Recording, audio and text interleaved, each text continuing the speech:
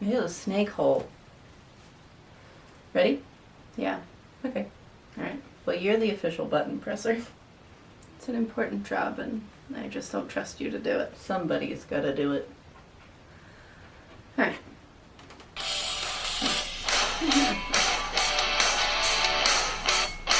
I think It's gonna be a problem. Yeah. And you cretin. Okay. Hello, and welcome back to Night Cheese Book Club, the podcast where these two sisters are chatting spoiler-free about books, about hot topics, and about whatever else might pop into our little ADD brains. ADHD. And it's a lot. I'm your host, Suzanne, and this is my sister, Presley. Howdy, howdy, howdy. Co-host. She's not just my sister. Well, I got the other day, I was out, and it hasn't happened in a while, but I got oh, you're Susie's sister. And I was like, I am. It made me feel 14 again. I'm a girl. It always happens at shows. Yes. That's where you're most likely to be stripped down to just who you know. Yes. Well, and you would think, oh, this will only happen in the state that we grew up in where people know who you are. No, we've fully moved, but it's still... It followed you. That's fine. I've come full circle with it where, like, before, I'm not just Susie's sister, but now that I've come full circle, I am Susie's sister. But I'm also a person. I'm glad to not just be somebody's girlfriend anymore. Like, I'm also a person. That's what I used to say. I used to be blank's girlfriend's sister. So... It's demeaning. I finally have a name. I finally know who I am. Although, I will say, with vagueness and ambiguity, it's easier to commit crimes. Yes, and I do love being mysterious. What? No. So, before we jump into it, what have you been up to since we last recorded?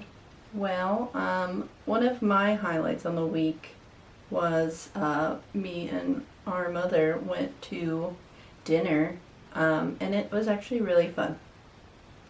You sound surprised. Well, it was a new restaurant. Dinner with her is always fun because it's literally just me and her laughing about things, but this one was actually pretty good, so I kind of liked it. I also, I try to write things down so I don't forget, and I wrote down detective squirrels, but I'm not really sure what I meant by that. I don't know. I like the idea, but... I have no idea what... If we're going to get back to what you wanted, I don't know. I don't know. If I remember, I'll say something, but now that I'm thinking, I literally don't remember.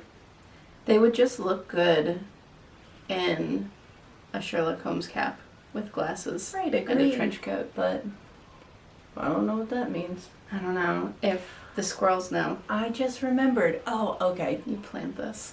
We went to dinner and then we went for a walk in the park. And this park, people feed peanuts to squirrels and stuff. And underneath a pile of peanuts was this, weird, pellety powder kind of stuff. And it kind of looked like poison. So we were like, oh no, somebody, people are horrible. And we're like, I hope nobody's trying to poison the squirrels. So we took a picture of it. We obviously called the office, all this stuff. Put it on the Facebook group for the community and was like, does anybody know what this is? And I'm not kidding, 3 people were like, it's peanuts. It's peanut shells. And we were like... There's a pile of powder underneath, and they're like, no, those top things are peanuts. Have you never seen a peanut before? And I was just like, oh my god. I know you think that you're being clever right now, no, but... I think they were being genuine. No, they think that they're like, these girls don't know what a peanut shell is. And it's like... My favorite thing, though... As adults in America, we all know what peanuts are. Yes, I've seen a peanut before. Got it. My favorite thing, though, was the older woman replying to all of those comments, look beyond the nuts. What a That's good... the name of her book. It just was, look beyond the nuts. Mm-hmm. About her husband. So, no, if I see those kind of nuts at the park, I'll be mad. They do come out at the park. And it's punching bag time. What have you been up to? That could be what they're looking for. I also had a lovely date, but with my partner, we went to see Talk to Me, which was amazing. It's as great as everyone says it is. So that was lovely. We had to go to kind of an old rundown theater that smelled a little like pee, and it still didn't take away completely from my enjoyment of the movie. Maybe they added that in there just so it would, like, you know... Really atmospheric horror movies. Something I mean, I psychological. would enjoy that. I think that really could add things.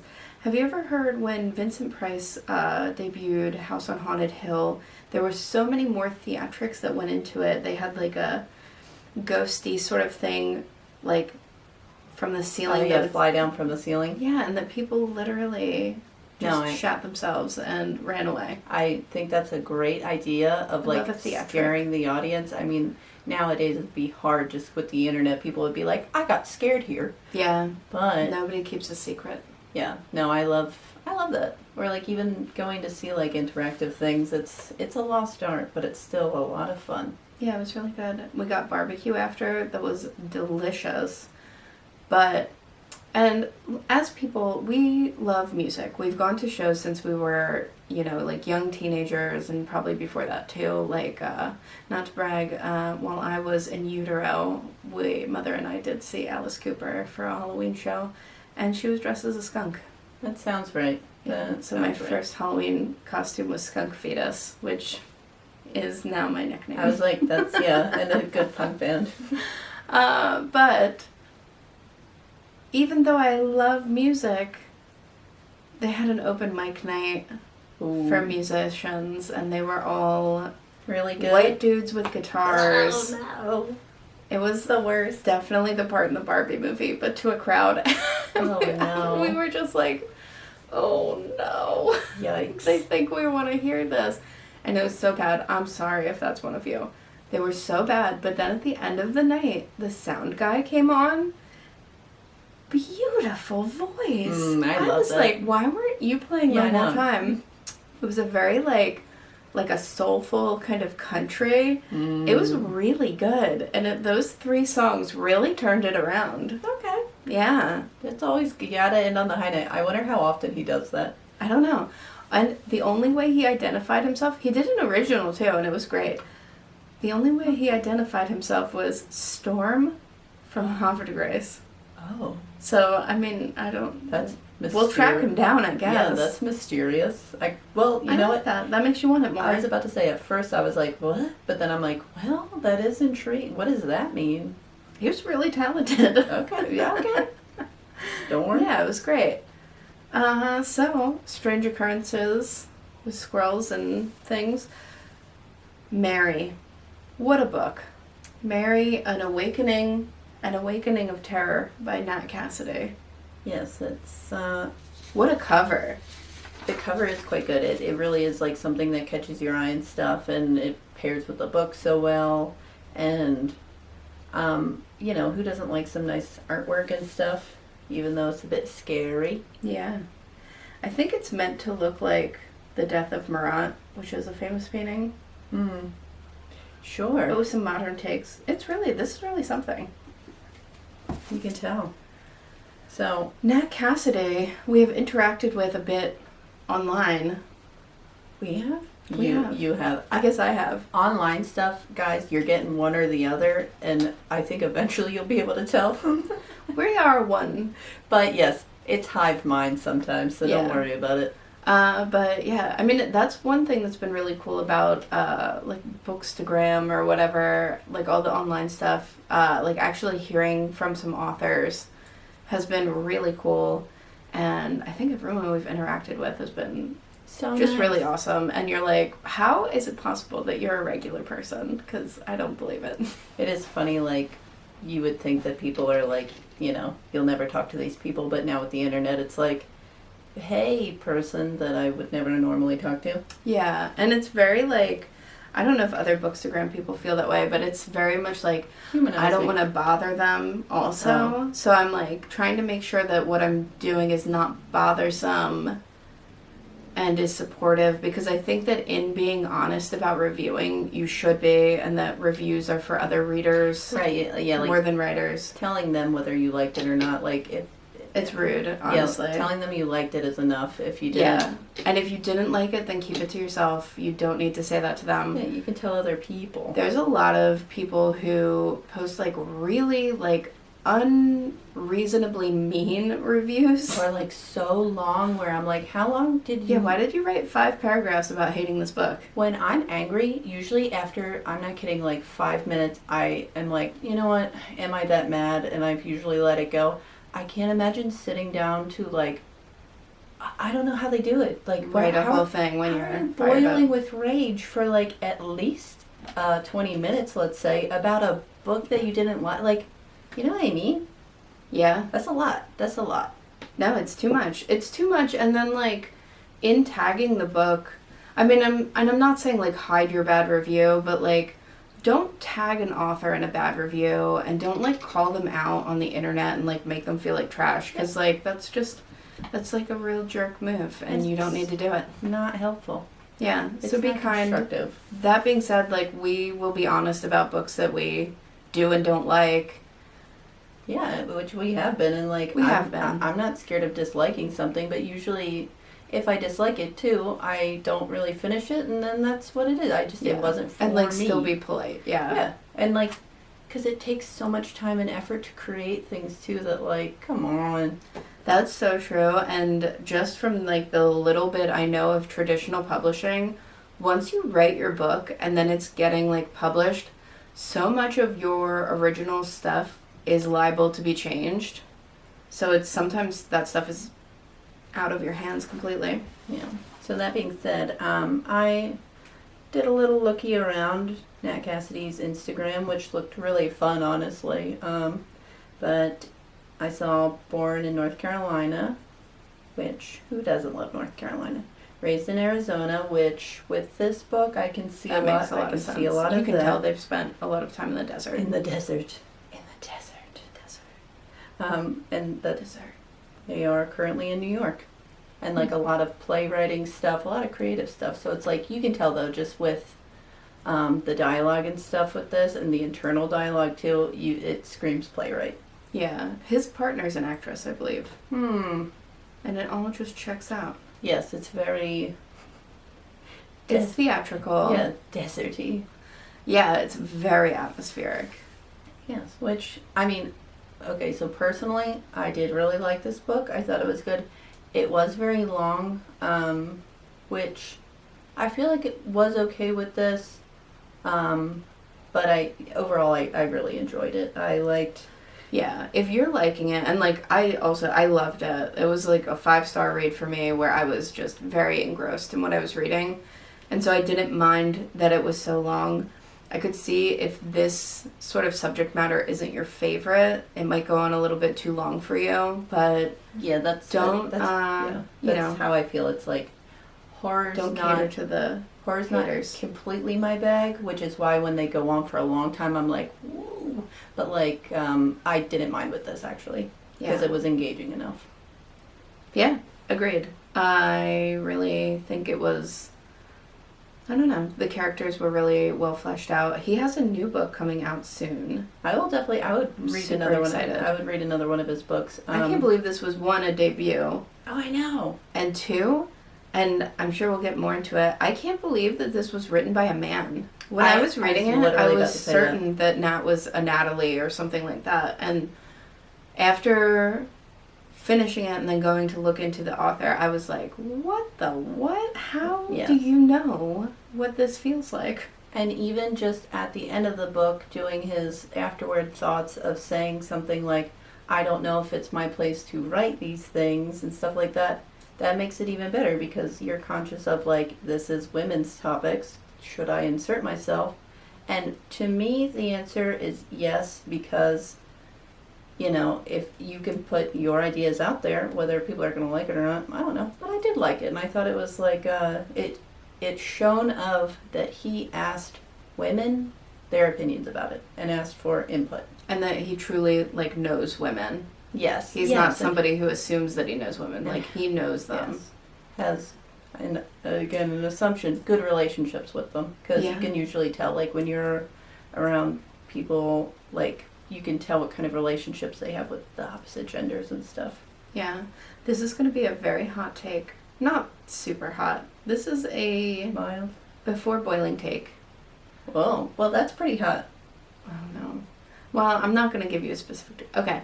So, so many people are so ready to jump on this train of, like, only so-and-so should be writing this theme or that theme. And as a writer, you can't live a million lives, and you can't only write what you know, because that's boring. And we would lose out on things like this where somebody had a really interesting take and, like, great insight and was able to say all these things that as a woman I feel that in a poignant way that was totally apt. But when people are like, only this person should write this character, I don't think that it is anyone's place to tell anybody else what to do creatively in that way. It is your choice to consume or not consume certain content. And that's, so yeah, that's what listen, it is. and that could be very funny. Does the man at the Sunoco with the giant truck and his little jeans, you know, going to his job, you know, His truck he has to hating women. crawl into. He wants to write this book? Honestly, that sounds very funny. It's not going to be good, but it might be so bad that it's amusing. All my point is that, like, write whatever you want, and the stars of the genres will come through. Yeah, and yeah, that's really it. Where you nailed it. It's you choose to consume what you consume. If you don't like it, then don't, you know what I mean? Ignore it. I do like when people make their names more ambiguous Hmm. so that it can just be more neutral as you read. And that too, where it's just like, you know, because realistically the book is like a thing itself, so. Yeah, they take on a life of their own. But, yes. Did we say this came out July 22? Maybe not. I but don't think we did. But yes, published July 2022, so it's a still, little over a year. yeah, it's still a baby. Still doing really well. Yes. It's quite a book. Which is why, and that's what I mean, you can just tell something's good anyway, because a lot of people, especially, I mean, who's reading the most? Women. That is so true. Statistically, it is overwhelmingly women who buy books and, you know, assuming that they also read them. We love an adventure. We also love to buy books and not read them, am I right, ladies? Oopsies. But, yeah, like, you know, it's women who are consuming books moreover. And that's a good part about this book, where it deals a lot with, like, women's topics, like we were talking about, perimenopausal.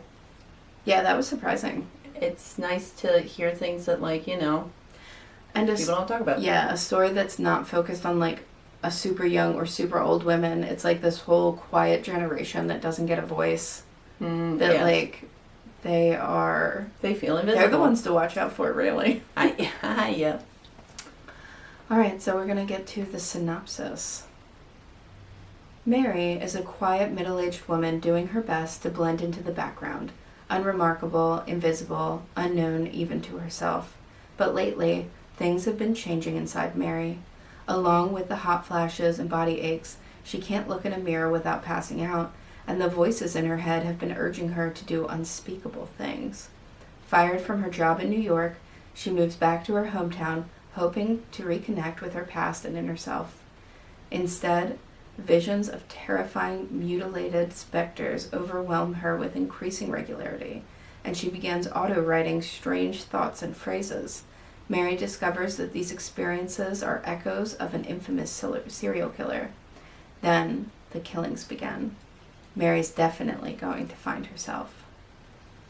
And that's I like that too, just because I feel like it's really hard to pair, like, that kind of, well, no, like, if he's saying it's inspired by Carrie and stuff, you know, it's harder to pair, like, sensitive topics with, like...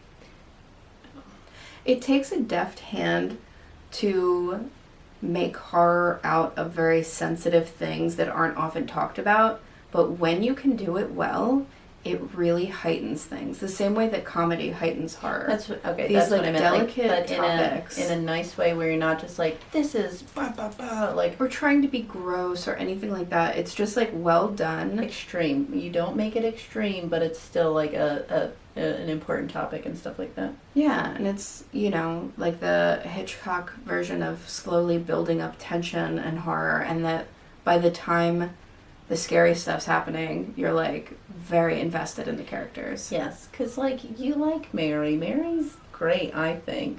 I liked Mary. I gotta say, my favorite is probably also your favorite. Aunt Nadine. Yeah. Hell yeah, she was such a good character. So funny. And like, really, we all know her. We all know an Aunt Nadine. We all know an Aunt Nadine. Where you're just like, whoa. You can see her and smell her cigarette smoke. Yeah, and you're like, well, I can't believe you just said that. But yeah. I also sort of can. Shocking. Little dog. Yeah, she's a brash lady. Yeah, but she's got those feelings in there she don't want to admit. No. But they're in there. She's sensitive too. Yeah, As we all are. And like another part about Mary that's so relatable is like just assuming everybody hates you. Yeah. And that like, you just think everyone's like mean to you and they're going to do something horrible. Even when they're like, like when people are like, I had a really fun time hanging out. And you're like, did you? Sure you did. They all hate me. You don't have to say that. That's like after you go out for like the night and then you drink a little bit. So, the memories are kind of hazy. The next day you're like, I know I said something weird. I said something weird to somebody. Now they don't like me. I can never go back. I'm a pariah. Yeah.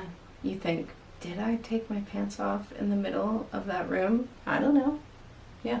But then, like, next time you see them all, they're like, I'm so glad to see you. And I'm like, yeah. Or they're like, you're so funny. And you're like, yep, it's all a joke. Yeah, that's me.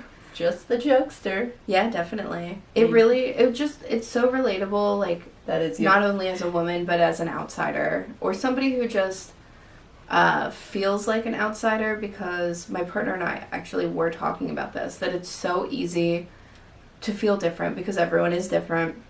And especially if you are kind of different. Like, I am, unmarried and childless and 34. And so I am very different than pretty much everyone I work with, who are just like, like regular chicks, married, kids, all that jazz, which is great. But there is a way to have community within that like, I don't know, makes you feel even a little bit more special once you can accept yourself for the outsider that you are, and that you can be an outsider inside the group.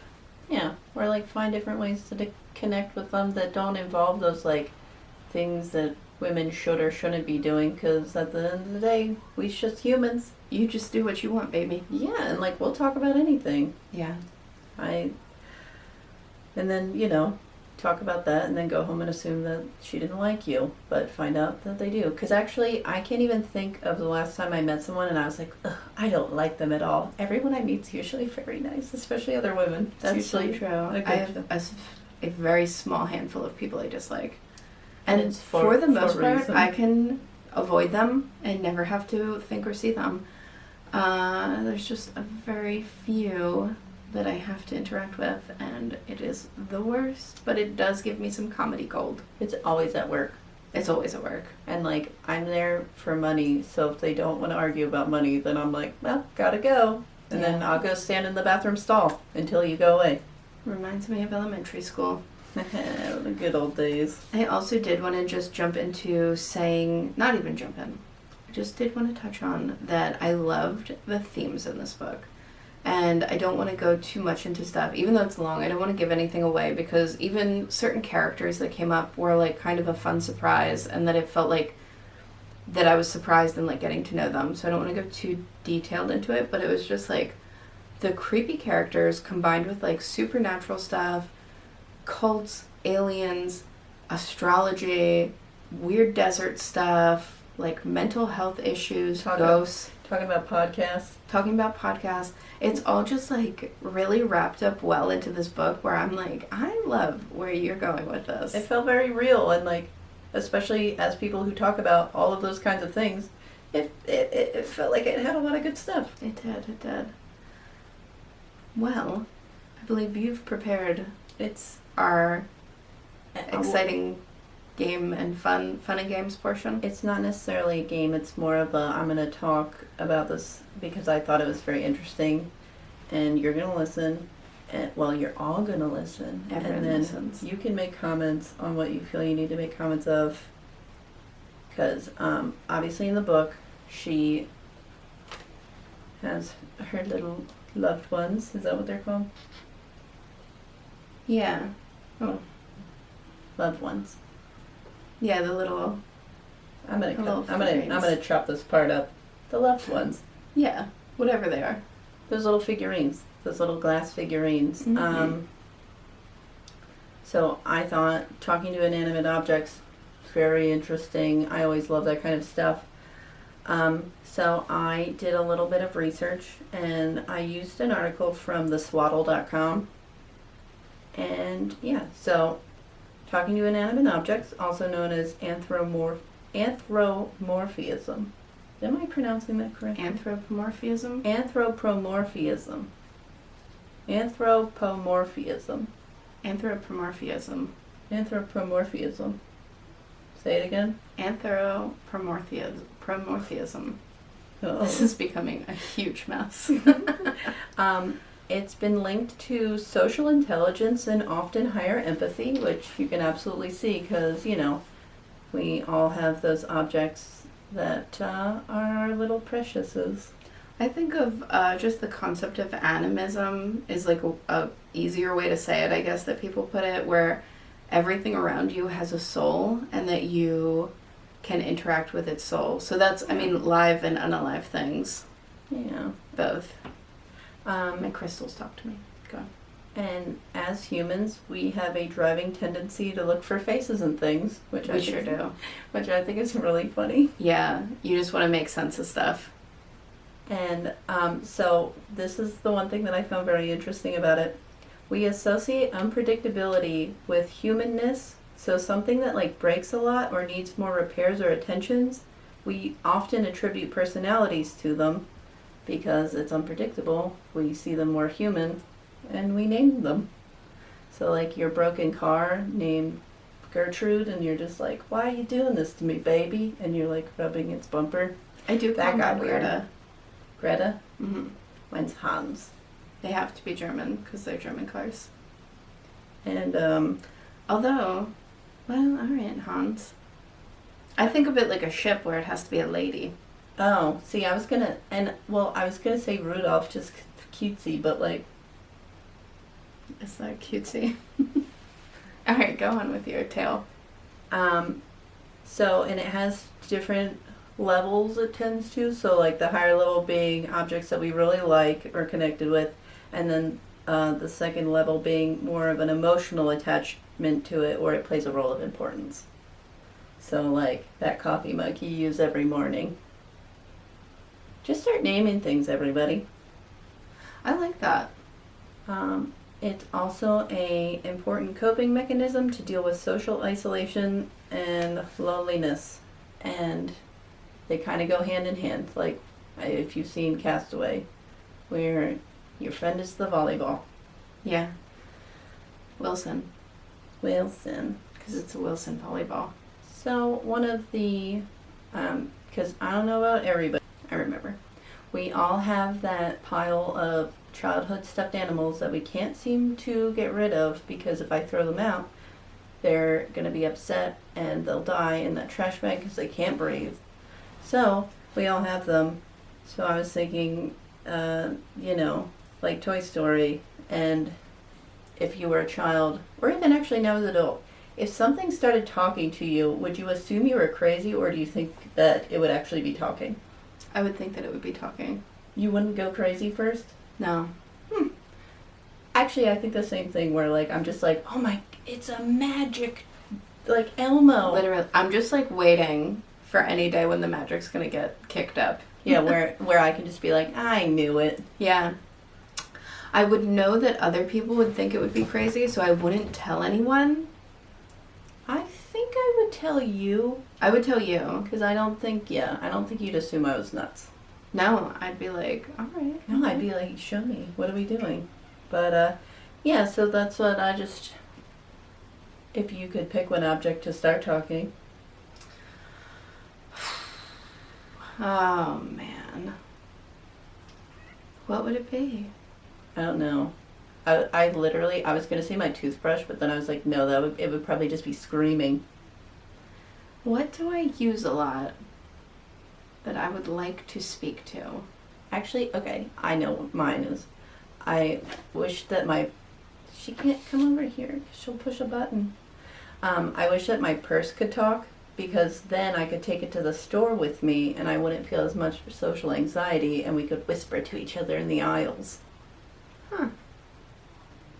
I mean, I listen to audiobooks while I shop, which I think people have taken to an extreme, but that I find very comforting, so I could see why talking to your purse would help you.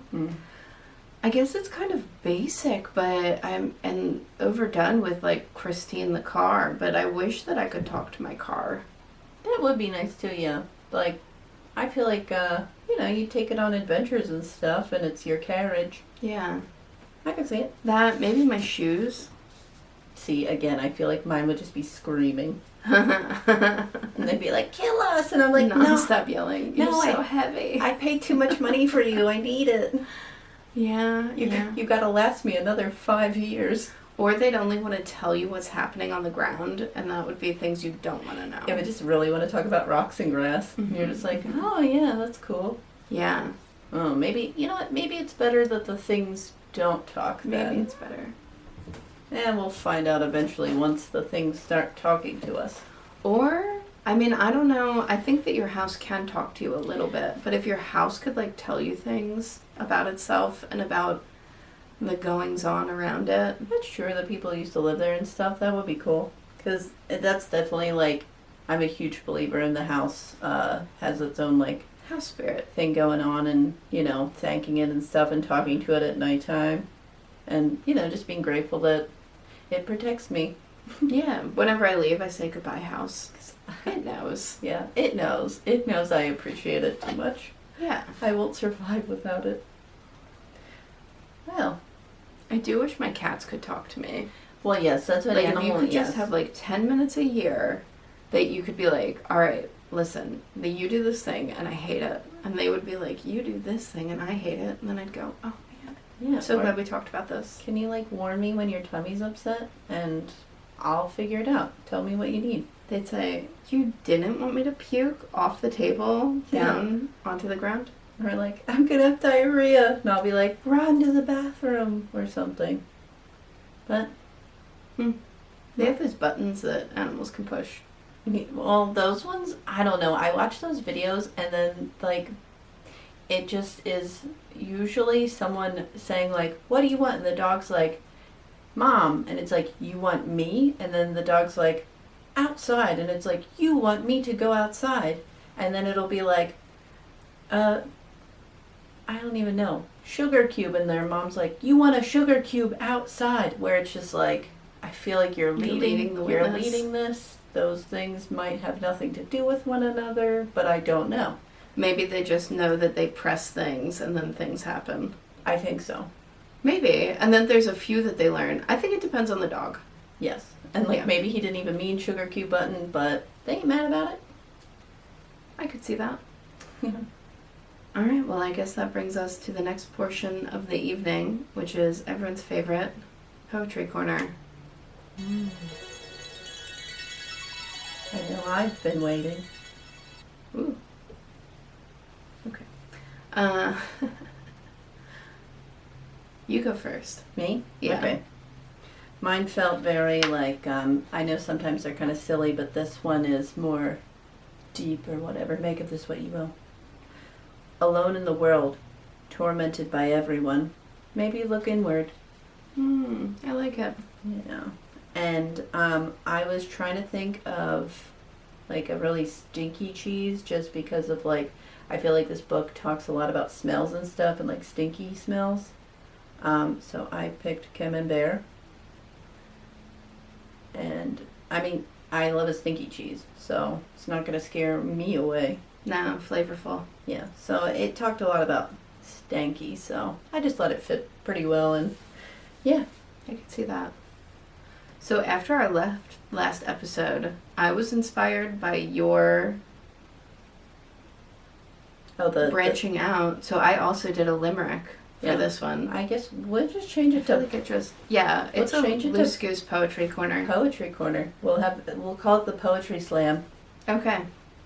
Yeah. Damn. There once was a woman named Mary, whose legs you'd just know would be hairy. She'd panic and scream, "Is it all but a dream? This book is so splendidly scary." Oh my, it is Poetry Corner from now on. Yeah. I'm so glad that exists. Limericks, man. What a great one. Yeah. That's fun. I like that. I'm a poet and I know it. Good. It's going to seem like somebody wrote my stuff for me, if that's my follow-up. The cheese that I picked for it is pimento cheese, which I said is flavorful. So pimentos are peppers that are put into cheeses. So it's like a party cheese. I think that these are great subjects that I like to bring up at parties, which, I mean, listen, I know we all like to make jokes that then people walk away from you. Every time this gets me a crowd.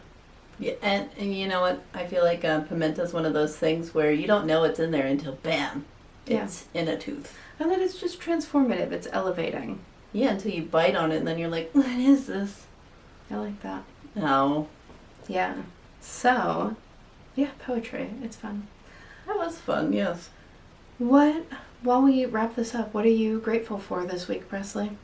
I'm grateful, and I've done a lot of dealing with it recently, but I did have a coworker pass away in a car accident, so it was very sudden, and it was very sad, and like dealing with that, and like being connected but not connected, and like just dealing with it, and being around people at work who worked with them for such a long time. So like it does remind you, I'm just grateful to be alive. I'm grateful for my relationships. I'm so grateful for all of it. And like, I'm grateful for the time that I got to know him, just because like he was a really cool guy. And like, I'm feeling very grateful for all of it. And like, you know, still dealing with things, but if anything, we'll dedicate this episode to him because he's a cool guy, and you know, we all get there. But sometimes it's a little unexpected, but you never know. You never know. So I'm just grateful for life.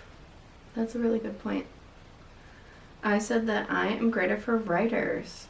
Just books like this, excellent movies lately, just writers in general are like, you know, celebrating life and everything that comes with it. And I also just wanted to say that the WGA strike is still going, so I hope to them that they are feeling, you know, powerful, standing strong, and that hopefully these fat cats will get off their butts and negotiate what people actually deserve, because stories can't come from robots. Sometimes they could, but they'd be funny and stupid.